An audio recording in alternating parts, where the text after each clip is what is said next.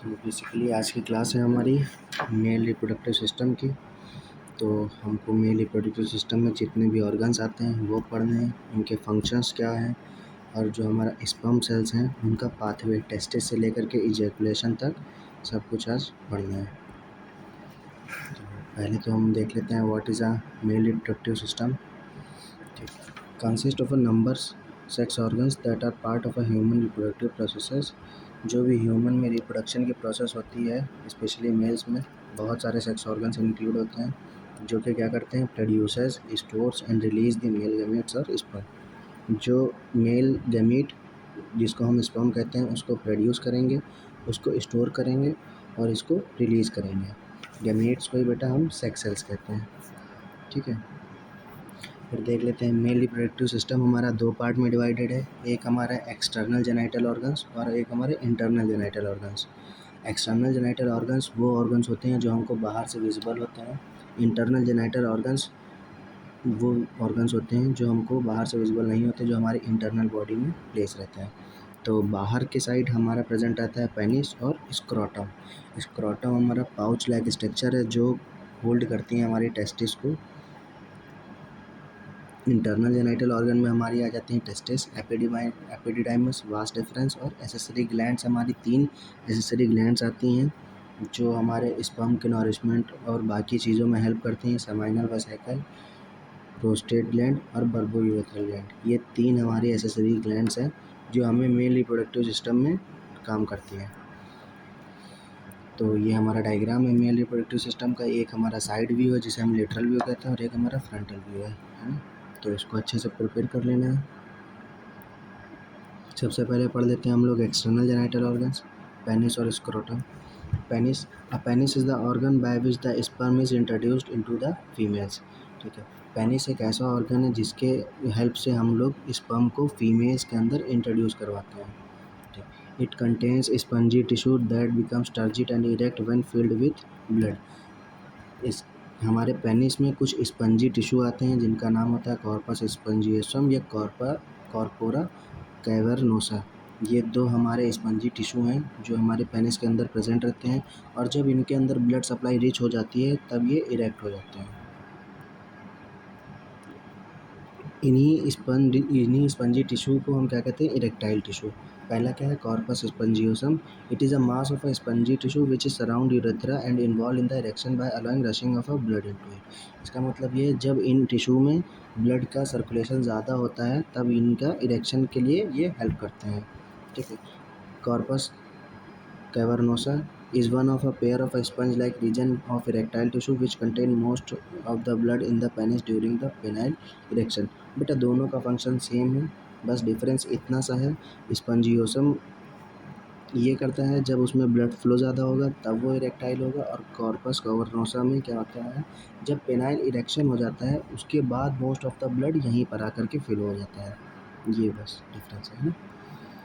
फिर क्या आता है हमारा urethra. Urethra is a tube within a penis that convey semen out of the body during the ejaculation. Urethra बेटा एक ऐसी ट्यूब है जो कन्वे करती है सीमेन को इजैकुलेशन के टाइम बाहर, बॉडी के बाहर जाने में। और बेटा ये एक कॉमन पाथवे है, इसी से हमारा सीमन भी बाहर जाता है, इसी से हमारा यूरिन भी बाहर जाता है। ग्लैंस, ग्लैंस क्या है, the rounded highly sensitive head of the penis. जो पेनिस का हेड होता है जो डोम शेप का होता है उसे हम क्या कहते हैं, ग्लांस कहते हैं।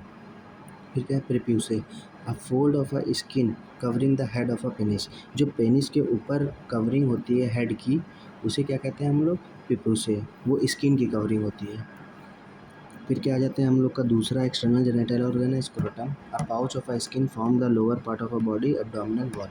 ठीक है, एक पाउच, स्किन का पाउच है जो lower part of body abdomen के नीचे पाया जाता है। The scrotum keep the testis at a temperature slightly cooler than the body. ठीक, बेटा जो स्क्रोटम का टेम्परेचर होता है वो हमारी बॉडी से 1 से 2 डिग्री सेल्सियस कम होता है, क्योंकि जो स्पर्म के फॉर्मेशन के लिए हमें टेम्परेचर चाहिए वो बॉडी से कम होना चाहिए, तो इसीलिए वो हमारे बॉडी के आउटसाइड प्लेस होता है। फिर आते हैं हमारे इंटरनल जेनिटल ऑर्गन जिसमें आता है हमारा टेस्टिस, एपिडिडर्मिस, वास एफरेंस, और ये 3 हमारे एसेसरी ग्लैंड्स जिनमें पहला है सेमाइनल वेसिकल, दूसरा प्रोस्टेट ग्लैंड, तीसरा बल्बोयूरेथ्रल ग्लैंड। तो टेस्टिस के बारे में पढ़ लेते हैं। The testis are a two oval shape male organ that produce sperm and hormones testosterone. ठीक है, टेस्टिस क्या करता है, स्पर्म प्रोड्यूस करता है और एक हार्मोन रिलीज़ करता है, क्या, टेस्टोस्टेरोन। बेटा ये हार्मोन हमारे निकलते हैं इंटरस्टिशियल सेल से, जिन्हें हम और भी कहते हैं लेडिक सेल्स, है ना। तो टेस्टोस्टेरोन हमारी बॉडी का मेल का प्राइमरी सेक्स हार्मोन होता है। ठीक है, और टेस्टिस के अंदर प्रेजेंट रहती हैं हमारी seminiferous tubules. Each testis is made of tightly coiled structure called as seminiferous tubules. ये हर टेस्टिस में टाइटली कॉइल्ड स्ट्रक्चर मतलब बहुत ज़्यादा घुमावदार स्ट्रक्चर प्रेजेंट रहते हैं, जिन्हें हम कहते हैं सेमिनिफेरस ट्यूब्यूल्स। ठीक है, among tubules are cells that produce testosterone. इन ट्यूब्यूल्स के बीच में कुछ सेल्स प्रेजेंट रहती हैं, जिन्हें कहते हैं हम लोग लेडिक सेल्स या इंटरस्टिशियल सेल्स, और वही क्या प्रोड्यूस कराती हैं, हमारी टेस्टोस्टेरोन। फिर आते हैं बेटा हम लोग एपिडिडाइमिस में। The epididymis is a tightly coiled tube against the testicles. ठीक है, टेस्टिकल्स जो हमारे सेमिनिफेरस ट्यूब्यूल्स होता है, उसके बाद हमारा वास एफरंस से लेकर के हमारा सीमेन कहाँ जाता है, एपिडिडाइमिस में।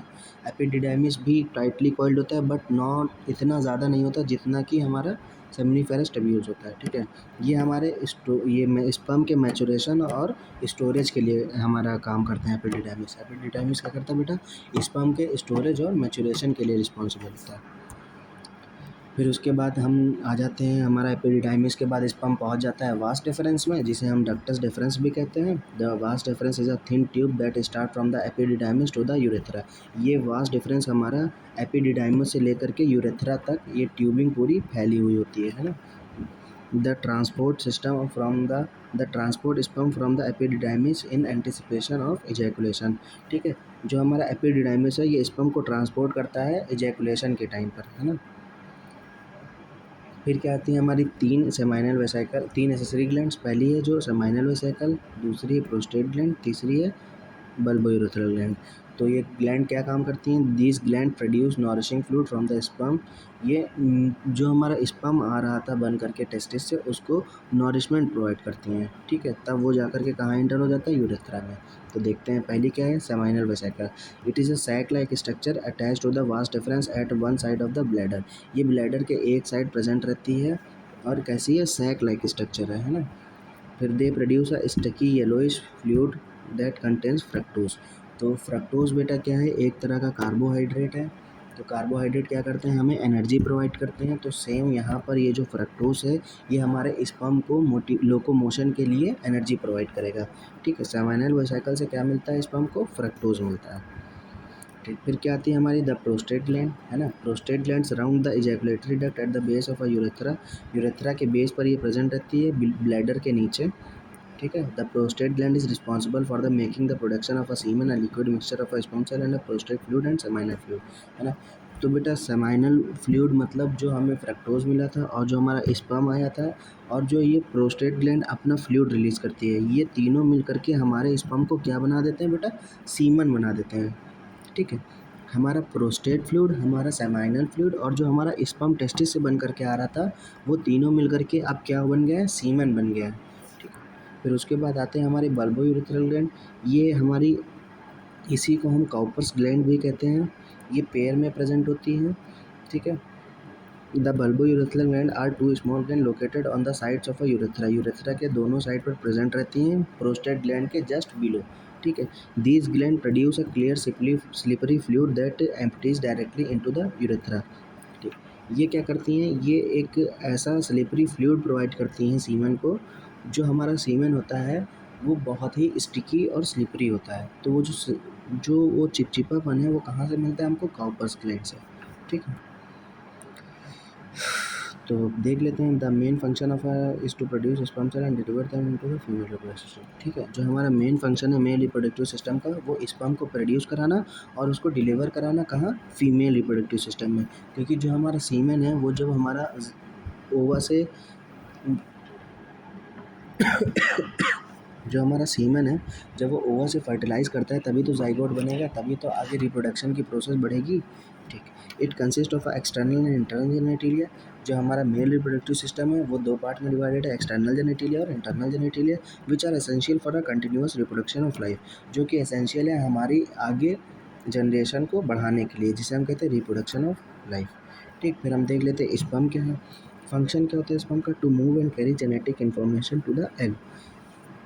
जो हमारा मेल का एग के अंदर तो अपना जेनेटिक मटेरियल है फीमेल्स का, है ना, बट जो मेल का जेनेटिक मटेरियल है वो कौन कैरी करेगा? स्पर्म कैरी करेगा, यही उसका मेन फंक्शन है। अब स्पर्म के स्ट्रक्चर पे आ जाते हैं। सबसे ऊपर हमारा प्रेजेंट रहता है head, the large head region of a sperm that contains DNA. जो हमारा डीएनए होता है मेल का, वो कहाँ प्रेजेंट रहता है? स्पर्म के हेड पोर्शन में, ठीक है। और उसके ऊपर एक कवरिंग रहती है एक्रोसोम की। एक्रोसोम प्रोटेक्शन प्रोवाइड करता है। जब ये हमारा स्पर्म फीमेल्स की बॉडी के अंदर इंटर करता है तो वजाइनल में कुछ एसिडिक नेचर होता है, तो उससे प्रोटेक्शन के लिए कौन रिस्पॉन्सिबल होता है? हमारा एक्रोसोम। फिर क्या आता है हमारा mid piece, the narrow middle part of a cell that contains mitochondria. Sperm को एनर्जी भी तो चाहिए बेटा आगे लोकोमोशन के लिए, तो वो कौन प्रोवाइड करता है? हमारे मिड बीस में प्रेजेंट माइटोकॉन्ड्रिया। फिर लास्ट में क्या है? Tail, the wave like motion of a flagellum propels that sperm forward.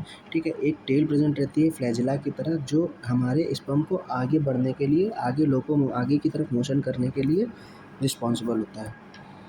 फिर हम लोग देख लेते हैं स्पर्मेटोजेनेसिस क्या होता है बेटा। स्पर्मेटोजेनेसिस एक ऐसी प्रोसेस होती है जिसके थ्रू हम लोग स्पर्म का फॉर्मेशन करवाते हैं, ठीक है। ये कहाँ पर? ये हमारे सेमिनिफेरस टिब्यूल्स, जहाँ पर स्पर्म का फॉर्मेशन होगा वहीं तो स्पर्मेटोजेनेसिस की प्रोसेस होगी। तो ये हमारी प्रोसेस कहाँ पर होती है? सेमिनिफेरस टिब्यूल्स में। तो सबसे पहले क्या होता है हमारे पास? प्रिमोर्डियल जर्म सेल्स होते हैं। प्रिमोर्डियल जर्म सेल्स क्या बनाते हैं? हमारे स्पर्मेटोगोनियम। हमारी प्रिमोर्डियल जर्म सेल्स क्या बनाती हैं? सबसे पहले स्पर्मेटोगोनियम। स्पर्मेटोगोनियम बेटा डिप्लॉयड होते हैं। और हमारी बॉडी में दो तरह की डिवीज़न होती हैं, एक माइटोटिक डिवीज़न होती है और एक मियोटिक डिवीज़न होती है। जो बेटा माइटोटिक डिवीज़न होती है वो रेप्लिकेशन, मतलब रेप्लिकेट करती है ना, वो चीज़ों को रेप्लिकेट करती है, मतलब एक के जैसा दूसरा बनाती है। और जो हमारी मियोटिक डिवीज़न होती है उसको बेटा क्या करते हैं? जो हमारी एक बॉडी है उसको दो हिस्सों में तोड़ देते हैं, है ना। मतलब ऐसे समझ लेते हैं कि हमारे पास एक कोई भी बॉडी है, ठीक, उसकी हम फ़ोटो कॉपी कर रहे हैं, मतलब तो जो हमारी ओरिजिनल बॉडी है उससे तो कोई हमें नुकसान नहीं हो रहा, ना उसमें कोई चीज़ें कम हो रही है, कोई भी रिडक्शन नहीं हो रहा है, तो वो उसकी फ़ोटो कॉपी हो गई। तो ऐसा होता है माइटोटिक में, ठीक। और हम ऐसा भी मान सकते हैं कि हमारे पास कोई चीज़ है बेटा, इसमें देखते हैं लिखने का वैसे नहीं। हाँ ठीक, ठीक है बेटा। तो जैसे कि ये हमारे पास दो बॉडी हैं, तो माइटोटिक में क्या होता है? हम इसकी फ़ोटो कॉपी बना लेते हैं, तो यहाँ पर कोई भी रिडक्शन नहीं हुआ, ठीक। बट मियोसिस में क्या होता है? इसको हम बीच से हाफ कर देते हैं, फिर ये आगे जा कर के डेवलप होकर के वैसी बनाएगी, फिर आगे जा कर के डेवलप होकर वैसे बनाएगी, है ना। यहाँ पर भी ये दो बॉडी हमको मिल गई और यहाँ पर भी हमको दो बॉडी मिल गई।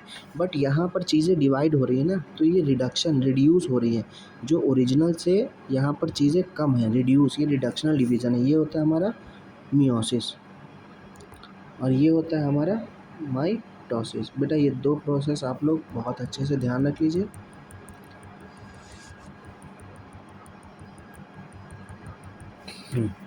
तो जो हमारी प्रोसेस होती है उसमें ट्रांसफ़र क्या होता है? क्रोमोसोम ना, न्यूक्लिक मटेरियल क्या है? क्रोमोसोम है ना बेटा।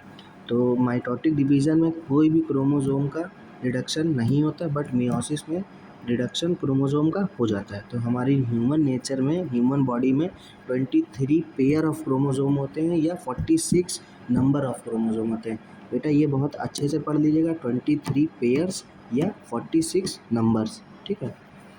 तो सबसे पहले जो हमारा स्पर्मेटोगोनियम है वो डिप्लॉयड है। डिप्लॉयड का मतलब होता है बेटा 2n। डिप्लॉयड का मतलब होता है 2n, मतलब पेयर में नंबर ऑफ क्रोमोसोम है ना। फिर क्या होता है? जब उसमें माइटोटिक डिवीज़न होगी, मतलब किसी भी तरह का डिवीज़न नहीं होगा, तो फिर क्या बनती है? हमारी प्राइमरी स्पर्मेटोसाइट्स, ठीक है। प्राइमरी स्पर्मेटोसाइट्स में भी 2n का नंबर होगा क्योंकि वहाँ पर माइटोटिक डिवीज़न हुई है। फिर उसके बाद एक और डिवीज़न होती है मियोसिस की। अब मियोसिस की डिवीज़न हो रही है तो रिडक्शनल डिवीज़न है ना, चीज़ें रिड्यूस हो गई थी, तो 2n से मतलब डिप्लॉयड से हमारा नेचर कैसा हो जाएगा? हैप्लॉयड हो जाएगा, है ना। तो सेकेंडरी स्पर्मेटोसाइट्स कैसी होती है बेटा? हैप्लॉयड होती है। फिर उसके बाद सेकंड मियोटिक डिवीज़न हो रहा है, तो बेटा यहाँ पर जो स्पर्मेटिड्स बन रहे हैं, तो मियोटिक डिवीज़न में कोई भी रिडक्शन नहीं होता, तो इसकी वजह से जैसे ही हमारे स्पर्मेटोसाइट्स, सेकेंडरी स्पर्मेटोसाइट्स हैप्लॉइड थी, तो हमारे स्पर्मेटिड्स भी क्या होते हैं, हैप्लॉइड होते हैं। तो वही स्पर्मेटिड्स आगे चल करके स्पर्म सेल्स का फॉर्मेशन कर देते हैं। यही बेटा हमारी प्रोसेस होती है स्पर्मेटोजेनेसिस की।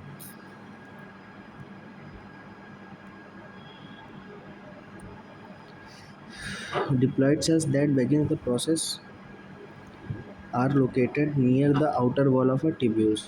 जो ये डिप्लॉयड सेल्स हैं, वो जब प्रोसेस की बिगनिंग करती हैं, वो कहाँ पर लोकेट होंगी, जो हमारे सेमिनिफेरस ट्यूब्यूल्स हैं उनकी वॉल पर। These cells multiply constantly by mitosis and each day about 3 million of them differentiate into the primary spermatocytes। ठीक है, ये सेल्स कॉन्स्टेंटली मल्टीप्लाई करती रहती हैं by the process of a mitosis, और एक दिन में about 3 millions of primary spermatocytes का फॉर्मेशन करती हैं, जो आगे जा कर के मियोसिस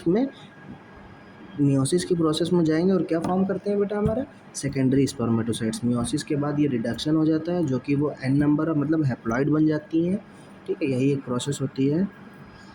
फिर मियोसिस फर्स्ट के बाद किसका फॉर्मेशन होता है, हमारा सेकेंडरी स्पर्मेटोसाइट्स का, जो कि हैप्लॉइड होंगी।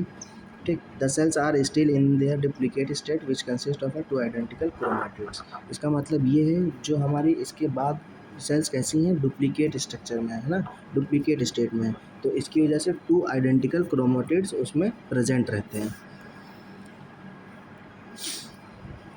फिर बेटा आ जाते हैं हम लोग इजैकुलेशन पे। Ejaculation is a discharge of a semen from the penis. जो हमारा सीमन है, जब हमारे पेनिस से डिस्चार्ज होता है, तो उसको क्या कहते हैं हम लोग, इजैकुलेशन। ठीक, during orgasm the semen is forcefully expelled from the body by strong muscular contraction of a sperm ducts. जो हमारी स्पर्म की डक्ट है, जिसे हम कह रहे थे वास डिफरेंस, जब वो स्ट्रांगली कॉन्ट्रैक्ट होती है, तो उसकी वजह से जो हमारा सीमन है ऑर्गेजम के टाइम फोर्सफुली बॉडी से एक्सपेल आउट हो जाता है। ठीक है बेटा, तो एक बार हम लोग स्पर्म का पाथवे पढ़ लेते हैं। सबसे पहले स्पर्म का फॉर्मेशन कहाँ होता है, टेस्टिस। टेस्टिस के किस पार्ट में, सेमिनिफेरस टिब्यूल्स। सेमिनिफेरस टिब्यूल्स के बाद वो कहाँ से पहुँचता है, हमारा एपिडिडाइमस में। एपिडिडाइमस से हमारा स्पर्म कहाँ पहुँचेगा, वास डिफरेंस में। वास डिफरेंस के बाद बेटा 3 हमारी एसेसरीज ग्लैंड आ रही थी, जिसका पहला नाम था सेमाइनल वेसिकल, फिर प्रोस्टेट ग्लैंड, फिर बल्बो यूरेथ्रल ग्लैंड, फिर उसके बाद हमारा कहाँ चला जा रहा था, यूरेथ्रा में, है ना। और इस डक्ट को क्या करे थे, इजैकुलेटरी डक्ट। ठीक है, ये हमारा सीमन का पाथवे है। सब लोग एक बार अच्छे से याद कर लीजिएगा।